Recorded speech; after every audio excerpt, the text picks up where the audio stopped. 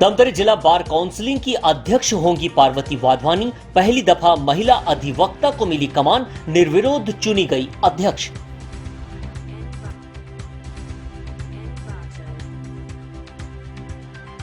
जिला बार काउंसिलिंग का चुनाव 3 अप्रैल को होने जा रहा है, जिसमें नामांकन दाखिल करने के बाद 24 मार्च को नाम वापसी की प्रक्रिया शुरू हुई, जिसमें अधिवक्ता संघ अध्यक्ष के लिए 2 नाम सामने आ रहे थे। वहीं अंतिम समय पर अवस्थी अधिवक्ता ने अपना नाम वापस लिया और अध्यक्ष पद पर निर्विरोध पार्वती वाधवानी चुनी गई। ये पहला मौका था धमतरी अधिवक्ता संघ का जब कोई महिला प्रत्याशी मैदान पर थी, और आज एक इतिहास यहाँ बना कि पहली दफा महिला प्रत्याशी है जो अधिवक्ता संघ की जो निर्विरोध चुनी गई है। धमतरी अधिवक्ता संघ की अध्यक्ष निर्विरोध चुनी गई। अब बाकी पदों के लिए चुनाव 3 अप्रैल को होंगे। इस विषय को लेकर हमने अधिवक्ता शत्रुघ्न सिंह साहू से एक चर्चा की। आई अभी नाम वापसी जो है प्रेसिडेंट पद के लिए जो अवस्थी साहब ने भरे थे उन्होंने वापस ले लिया नाम जी। तो अब प्रेसिडेंट पद के लिए केवल मैडम रह गई है। अभी के हमने हमारे धमतरी के इतिहास में पहली बार ऐसा हुआ है कि प्रेसिडेंट पद के लिए एक महिला खड़ी हो गई है और निर्विरोध चुनी जाए। नाम बताएंगे सर? कौन खड़ी हुई है सर? और पार्वती वाधवानी मैडम जी। जिला बार काउंसिलिंग का चुनाव है भैया जी। इसमें कितने प्रत्याशी खड़े हुए हैं सर? इसमें एक्चुअल में अध्यक्ष, उपाध्यक्ष, सचिव, सह सचिव, सांस्कृतिक प्रभारी, क्रीड़ा प्रभारी, खेल मतलब ग्रंथालय प्रभारी होते हैं जी जी। जिनमें से अध्यक्ष और सचिव जो है निर्विरोध निर्वाचित हो गए हैं। जी जी। और उपाध्यक्ष में दानी राम साहू और सौरभ मिश्रा के बीच मुकाबला है। जी जी। उसी तरह जो ग्रंथपाल है उसमें दिव्यांशु साहू और ओझा के बीच, शिव कुमार ओझा के बीच मुकाबला है। जी सर। सर ये एक चीज और जानना चाह रहे हैं, हमारे जो व्यूअर्स है वो जानना चाह रहे हैं सर कि ये जो बार काउंसिलिंग का जो ये चुनाव है इसमें कितने मेंबर हैं जो अपने मताधिकार का प्रयोग करेंगे?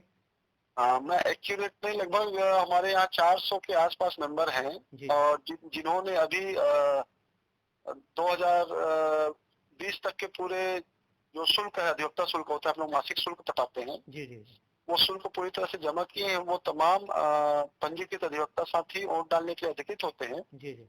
पर अभी तो 3 ही पोस्ट पर मुकाबला है। जी जी जी, बाकी सारे पोस्ट निरोध हो चुके हैं। आज ही अध्यक्ष रविशंकर अवस्थी सर जी ने फॉर्म भरे थे, अपना नामांकन वापस लिया। जी जी। और उनके नामांकन वापस लेने से पार्वती वाधवानी जी जो दूसरी प्रत्याशी थी वो निर्विरोध निर्वाचित हो गई है। ये जिला बार जो काउंसलिंग है ये इसके इतिहास में, धमतरी के इतिहास में पहली दफा है जब कोई महिला अधिवक्ता जो है वो अब कमान संभालेगी, बागडोर संभालेगी। कितनी उम्मीदें हैं और क्या सोच रखते हैं आप? देखिए, सबसे पहले अधिवक्ताओं की जो समस्याएं हैं उसमें 3 स्तर में हम अधिवक्ताओं को बांट दें तो एक है जूनियर अधिवक्ता, जिनको स्कॉलरशिप की आवश्यकता होती है। गरीब परिवार से जो LLB पास होके आते हैं जी जी और जूनियरशिप करते हैं, वो पैसे के अभाव में बहुत सारे लोग वकालत नहीं कर पाते और दूसरे व्यवसाय में चले जाते हैं। इसलिए पहले उनको स्कॉलरशिप की आवश्यकता है। दूसरा, जो सीनियर एडवोकेट है और मीडियम वर्गीय एडवोकेट है, उनको चाहिए प्रोटेक्शन एक्ट की आवश्यकता है। आज सबसे मुसीबत की स्थिति में अधिवक्ता है जिनको ना लोन मिलता है, ना जिनको टोल के छूट मिलता है, किसी प्रकार की कोई सुविधा नहीं मिलती, जबकि उनकी जीवन जो है हमेशा 2 धारी तलवार के बीच में लटका रहता है।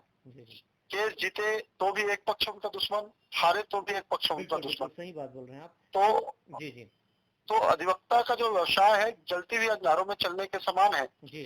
उसके बाद भी प्रशासन के द्वारा लगातार चुनावों में ये घोषणा की जाती है पार्टियों के द्वारा कि जब हम सरकार में आए तो एडवोकेट प्रोटेक्शन एक्ट लागू करेंगे करके, पर आज तक एडवोकेट प्रोटेक्शन एक्ट लागू नहीं कर पाए। हम उम्मीद करते हैं कि हमारे अध्यक्ष महोदय जो है जूनियर अधिवक्ताओं, सीनियर अधिवक्ताओं और सभी अधिवक्ताओं के साथ सामंजस्य बनाकर चलेंगे और राजनीति से ऊपर उठ के भेदभाव के बिना सबका साथ देगी। और हम उनसे ये भी अपेक्षा करते हैं कि एडवोकेट प्रोटेक्शन एक्ट लागू करने के लिए अपने नेतृत्व में आंदोलन की ओर अग्रसर होगी। जी सर, मैं एक बात में और आपसे पूछना चाह रहा था कि इसमें 2 ही प्रत्याशी खड़े थे, तो क्या ये कांग्रेस बीजेपी के तरह ही ये चुनाव संपन्न होने जा रहा था? नहीं नहीं नहीं, कोर्ट में ऐसा नहीं है। कांग्रेस बीजेपी की कोई बात नहीं होता है। जी जी कोर्ट तो एक स्वतंत्र संस्था है, उनका स्वतंत्र अस्तित्व है, यहाँ पर पॉलिटिक्स से थोड़ा हट के होता है। और कोर्ट की जो परिपाटी होती है और बेंच और बार की होती है, उसमें हम बहुत सारी चीजें देखना पड़ता है। जी जी और एक नियम में बंधे होते हैं हमारे यहाँ जितने भी पदाधिकारी हैं और जितने मेंबर्स हैं। मेंबर तो सारे सदस्य हैं जो वोट डाल सकते हैं। जी जी उनके लिए एक एडवोकेट लॉ बना हुआ है, अधिवक्ता अधिनियम। जी जी उस अधिनियम के अंतर्गत हम सब बंधे हुए हैं। उसके बाहर जाएंगे तो उनके खिलाफ भी कार्रवाई हो सकती है, जी उनके लाइसेंस रद्द हो सकता है। इसलिए इनको कांग्रेस भाजपा की तरह से जोड़ना उचित नहीं है। नहीं, मैं इसलिए मेरा सवाल इसलिए भी था कि जो पार्वती वाधवानी है वो जी उनका बैकग्राउंड जो है वो भारतीय जनता पार्टी बैकग्राउंड से आती हैं जी जी जी और ये सारा शहर जानता है और वो खुद भी दावा करती हैं कि वो एक सक्रिय सदस्य हैं बीजेपी की। जी। इसलिए मेरा ये सवाल था सर। देखिए, क्या सभी सदस्यों की अपनी अपनी आस्था होती है किसी पार्टी पर, जी लेकिन वो पार्टी जो है कोर्ट के बाहर होता है। कोर्ट में जब आती है तो वो केवल एक एडवोकेट होती है, एक अधिवक्ता होती है। जी जी और हमारी ये सोच है कि जो भी तुम चाहते हैं, अभी तो हमारे नवनिर्वाचित आदरणीय पार्वती दीदी को मैं बधाई भी देता हूँ कि वो नवनिर्वाचित हुई है निर्विरोध। जी और ये हमारी कोर्ट की एक अच्छी परंपरा है कि चुनाव की जो परिपाटी है उससे दूरी हुआ, जी जी क्योंकि चुनाव में बहुत सारी भेदभाव नस्ता सामने निकल कर आता है। और कोर्ट के अंदर मैं उम्मीद करता हूँ, कोर्ट के बाहर चाहे वो किसी भी राजनीतिक पार्टी के समर्थक हो, हाँ कोर्ट के अंदर कम से कम पार्टीगत भावनाओं से ऊपर केवल अधिवक्ता हित में काम करेगी, ऐसी मेरी उम्मीद है और मैं ऐसी कामना शुक्रिया करता सर, हूँ। जानकारी के लिए बहुत बहुत धन्यवाद। और आपको आपके संघ को एक अध्यक्ष की प्राप्ति हो गई है निर्विरोध चुने जाने पर। मैं सभी सदस्यों को बधाई देता हूँ। जी जी, बहुत बहुत धन्यवाद सर आपको भी। Thank you sir.